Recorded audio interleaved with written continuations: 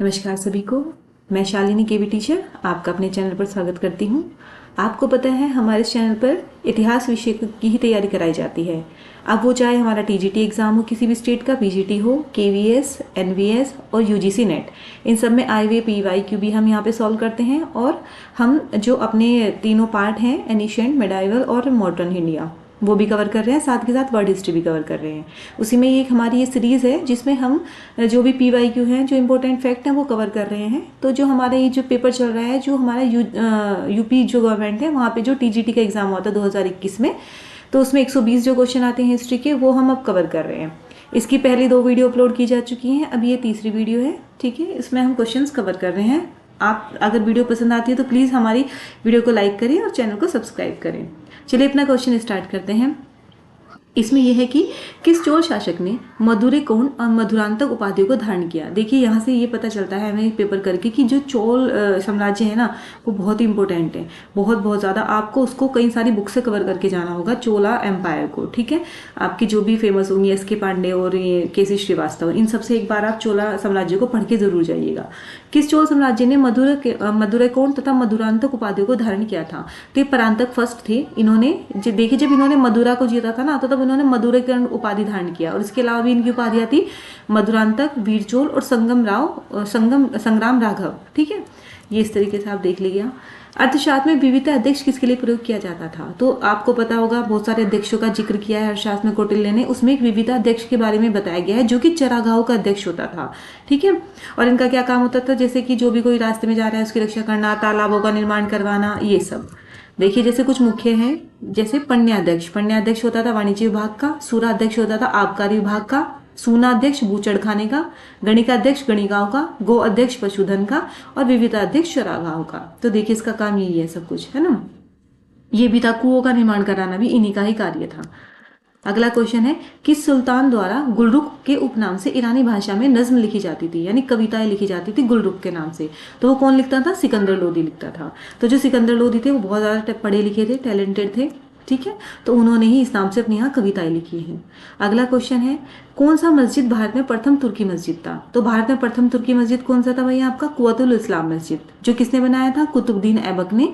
किस पर विजय के उपरांत, पृथ्वीराज चौहान पर विजय के उपरांत। ठीक है, क्या कुतुबुद्दीन ऐबक ने पृथ्वीराज चौहान पर विजय करी थी, नहीं, मोहम्मद गौरी ने। ठीक है, तो इन्होंने ये इसमें बनवाई थी कि मोहम्मद गौरी ने पृथ्वीराज को हराया है, तो इन्होंने इसी उपलक्ष्य में कुव्वतुल इस्लाम मस्जिद बनवाई थी।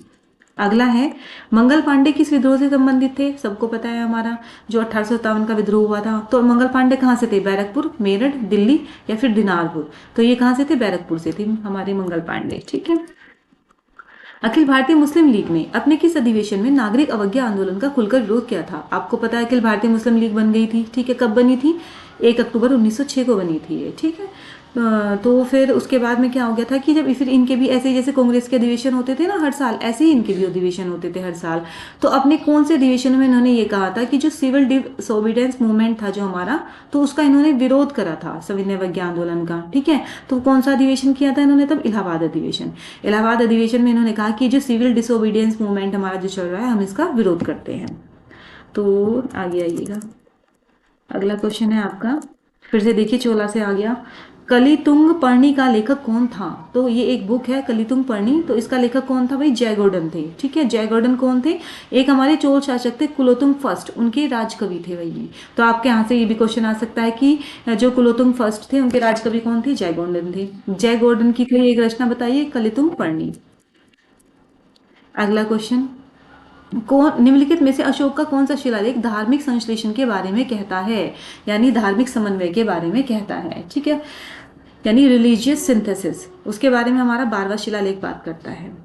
आगे आइए, प्रभाकर वर्धन की पत्नी ने उसकी मृत्यु के बाद किस नदी के किनारे अपना आत्मदाह किया था। प्रभाकर वर्धन, तो प्रभाकर वर्धन की जो पत्नी थी कौन थी, यशोमती। प्रभाकर वर्धन कौन थे, हर्षवर्धन के पिता, जो राजा हर्षवर्धन हमारे यहाँ हुए हैं उनके पिता थे प्रभाकर वर्धन, उनकी माता थी यशोमती। प्रभाकर वर्धन के 2-3 विवाह हुए थे, जिसमें जो उनकी मेन रानी वो यशोमती थी। तो जब प्रभाकर वर्धन की मृत्यु हो जाती है तो रानी यशोमती अपना आत्मदाह कर लेती है सरस्वती नदी के किनारे। ठीक है, अगला क्वेश्चन है, आपको पता ही होगा प्राचीन काल में सती प्रथा बहुत ज्यादा चरम पर थी अपनी। दक्कन सभा का संस्थापक कौन था? तो दक्कन सभा के संस्थापक थे हमारे बहुत ज्यादा फेमस गोपाल कृष्ण गोखले। ठीक है, ये किसके राजनीतिक गुरु थे? कमेंट करिएगा।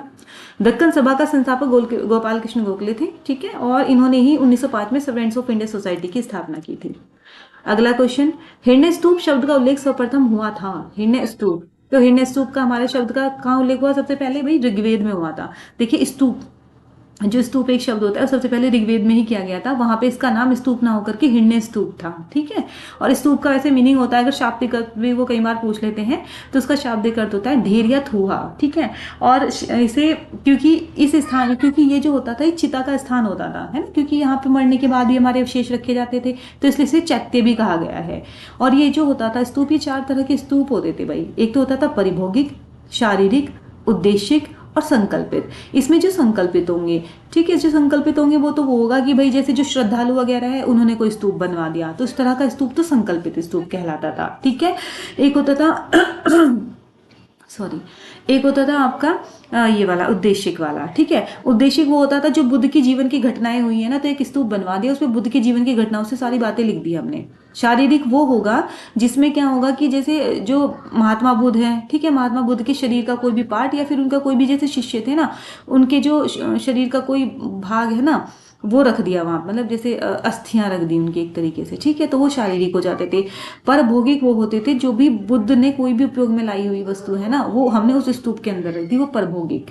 ठीक है, तो परभौगिक, शारीरिक, उद्देशिक और संकल्पित हो गई। अगला है हमारा तारिक मुबारक शाही का लेखक। तो ये तो सबको ही पता होगा, याह्या बिन अहमद सरहिंदी। ठीक है, ऐसे याद रख लेना, तारिक मुबारक शाही। तो हम किसी तारीख पे जाके मुबारक बोल रहे हैं किसी को, ऐसे कह रहे हैं ये ऐसे कर लेना इसको याद। फिर जैन ग्रंथ कुवलय माला के लेखक ये थे उदयतन सूरी। तो हमारा एक जैन ग्रंथ है, उसके जो लेखक है वो उदयतन सूरी है हमारे। ठीक है, आज के लिए इतना ही। प्लीज अगर आपको मेरा चैनल पसंद आता है तो इसे सब्सक्राइब करें और वीडियो को लाइक करें।